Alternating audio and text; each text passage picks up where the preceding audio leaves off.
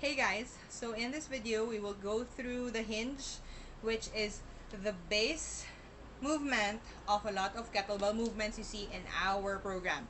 So that includes the deadlift, all kinds of swings, from the low swing to the Russian swing to the American swing, single arm swing, switching cleans, switching swings, cleans, snatches, and a lot more movements. So if you have a trusty stick, you can grab it so you can practice this better. The hinge is actually a hip movement, but you have to be mindful of your torso movement, especially your spine. So that's why we need this stick. I want you to put it on your back. So 3 points where it has to be in contact all the way. So that's your lower back, your mid back, just where your shoulder blades are, and your head. So no matter what, it should always stick to the pipe like this. Okay, so the hinge, as I said, is a hip movement. So all you need to do is you're gonna push your hip going back. Your knees are gonna bend a tiny bit. As you're moving down, it goes more. Again, lower back, middle back, and my head is on the pipe. And then you stand. So besides your back, I want you to take a look at the knee. So the knee basically doesn't move from where it is in the start. Meaning, if you see my knee, it's right there. It doesn't go forward. It becomes a squat. If it doesn't move and your knee doesn't bend, you can't do the movement properly. So it will bend in consequence to the bending of the hip this way. What does it look like when it goes wrong? It simply means one of the 3 points goes away from our point, which is the pipe. So it could either be your neck breaking from the line, your lower back breaking from the line, or your upper back breaking from the line.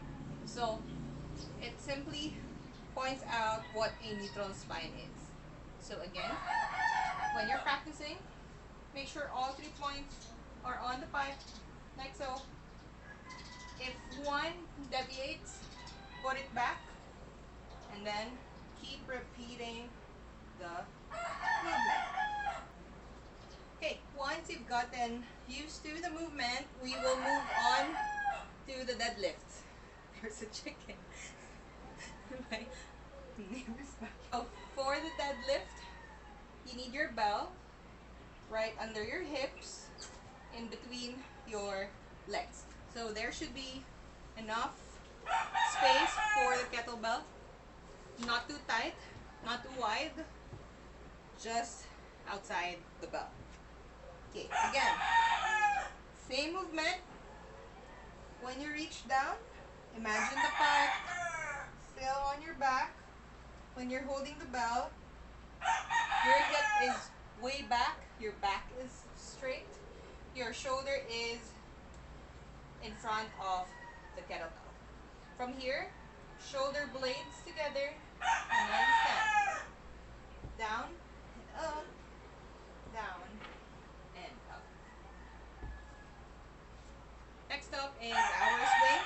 So for the swing, you just want to step back. Same stance as the bell, because you need to have the bell pass through your legs in the back swing. So we will go through the drill. First is the dead pose. So from here, shoulders down. All you have to do is pull really hard and then relax your arm. Pull, relax.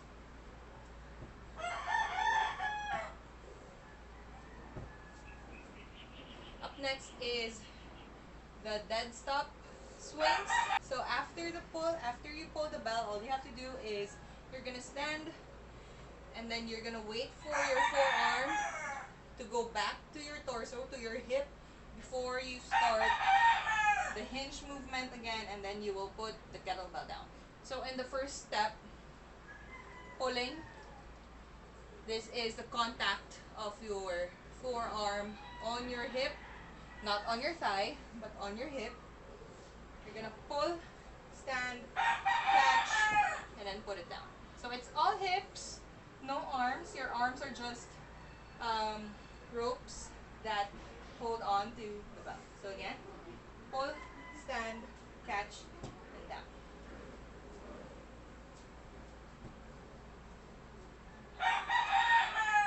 Up next is the actual swing. So now all you have to do is you're gonna string the movement together. After you pull, you're gonna stand, you're gonna catch, and then you're gonna push your hips right away.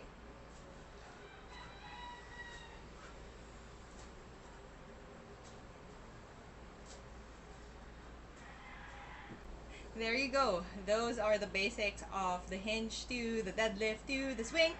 I will show you up next the different kinds of swings we can play around with in our programming.